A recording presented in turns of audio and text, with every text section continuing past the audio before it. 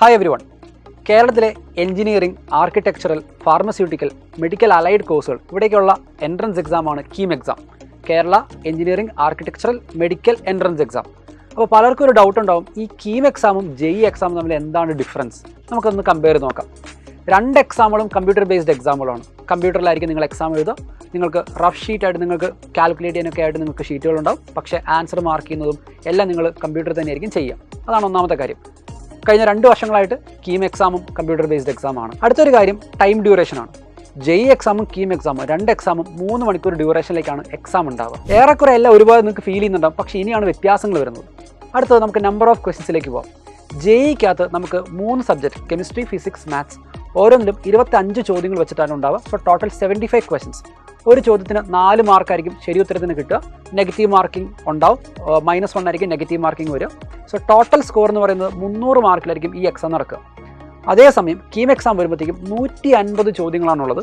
ആ 150 ചോദ്യങ്ങളിൽ 75 ചോദ്യങ്ങൾ മാത്തമാറ്റിക്സും 45 ഫിസിക്സ്, 30 ചോദ്യങ്ങളായിരിക്കും കെമിസ്ട്രിയിൽ ഉണ്ടാവുക. അപ്പോൾ ഇവിടെ നമുക്കൊരു വെയിറ്റേജ് ബേസ്ഡ് ആയിട്ടുള്ള ക്വസ്റ്റ്യൻ അറേഞ്ച്മെൻറ്റ് ഉണ്ടാവുക. ഏറ്റവും കൂടുതൽ weightage mathematics, then physics, then പിന്നെയാണ് കെമിസ്ട്രി വരിക. നമ്മുടെ ഒരു എഞ്ചിനീയറിംഗ് കോഴ്സുകളിലേക്കുള്ള അഭിരുചി ചെക്ക് ചെയ്യുന്നതുകൊണ്ടാണ് ഈ ഒരു വെയിറ്റേജ് നമ്മുടെ കീം എക്സാമിന് വേണ്ടി നമ്മൾ മെയിൻറ്റെയിൻ ചെയ്യുന്നത്. അപ്പോൾ നിങ്ങൾ ആലോചിക്കണം, നമ്മൾ ആദ്യമേ പറഞ്ഞു കീം എക്സാമിന് നമുക്ക് 150 ചോദ്യങ്ങൾ 3 മണിക്കൂറിൽ ചെയ്യണം. അതേസമയം JEE എക്സാമിന് 150 ചോദ്യങ്ങളില്ല, അതിൻ്റെ പകുതി 75 ചോദ്യങ്ങൾ മാത്രമേ 3 മണിക്കൂറിൽ ചെയ്യാനുള്ളൂ. നിങ്ങളൊന്ന് ആലോചിച്ച് നോക്കുക, കെമിസ്ട്രിയിൽ അല്ലെങ്കിൽ ഫിസിക്സിൽ അല്ലെങ്കിൽ മാത്തമാറ്റിക്സിൽ ഏത് സബ്ജക്റ്റിൽ എടുത്താലും JEEയിൽ ഈക്വൽ വെയിറ്റേജ് ആണ്, ബട്ട് കീമിൽ വേരിയബിൾ വെയിറ്റേജ് ആണ് വരിക. JEE എക്സാമിനെ സംബന്ധിച്ച് നിങ്ങൾ നോക്കണം, ചോദ്യങ്ങളെല്ലാം കുറച്ചും കൂടെ ലെവൽ കൂടിയ ചോദ്യങ്ങളായിരിക്കും. ഭയങ്കര ഡിഫിക്കൽട്ട് ചോദ്യങ്ങളെന്നല്ല, എന്നാലും കോൺസെപ്റ്റ് ഡെപ്ത് ആവശ്യമുള്ള ചോദ്യങ്ങളായിരിക്കും നമ്മുടെ JEE എക്സാമിന് ഉണ്ടാവുക. അതുകൊണ്ട് തന്നെ എല്ലാ ചോദ്യങ്ങളും അറ്റൻഡ് ചെയ്യാം എന്നൊരു പ്രതീക്ഷ ചിലപ്പോൾ JEE എക്സാമിൽ ഉണ്ടാവണമെന്നില്ല. നമ്മൾ ഓൾറെഡി അറിയാവുന്ന പോലെ JEE എക്സാം ഒരു low scoring എക്സാമാണ്.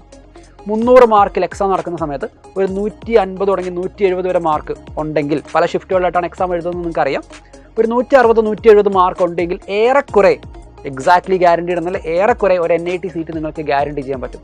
So overall JEE exam is a low scoring exam.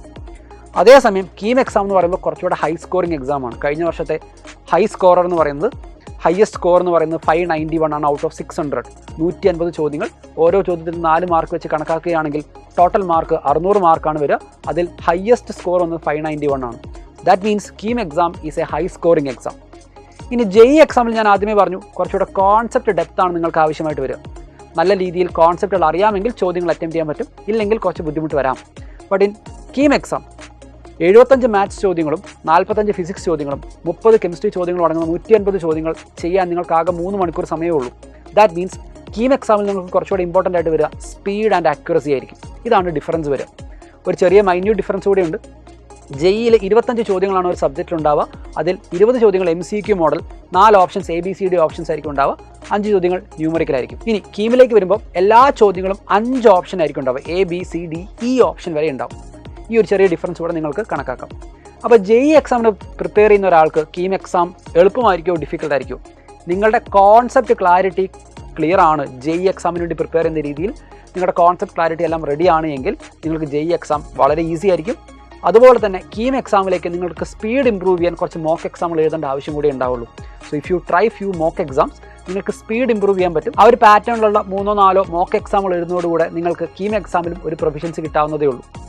So this A complete comparison between JEE and KEAM. അപ്പോൾ കീം എക്സാമിന് വേണ്ടി തയ്യാറെടുക്കുന്ന ഒരാളാണ് നിങ്ങളെങ്കിൽ, എസ്പെഷ്യലി +2 കഴിഞ്ഞ് കീം എക്സാം വളരെ ചുരുങ്ങിയ ദിവസങ്ങളിലാണ് ഉണ്ടാവുക എന്നുള്ള നോട്ടിഫിക്കേഷൻ ഓൾറെഡി വന്നു കഴിഞ്ഞു.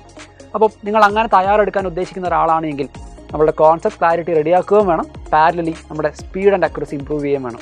സോ ഈ രീതിയിൽ നമുക്ക് പ്രിപ്പയർ ചെയ്ത് തുടങ്ങാം. All the very best.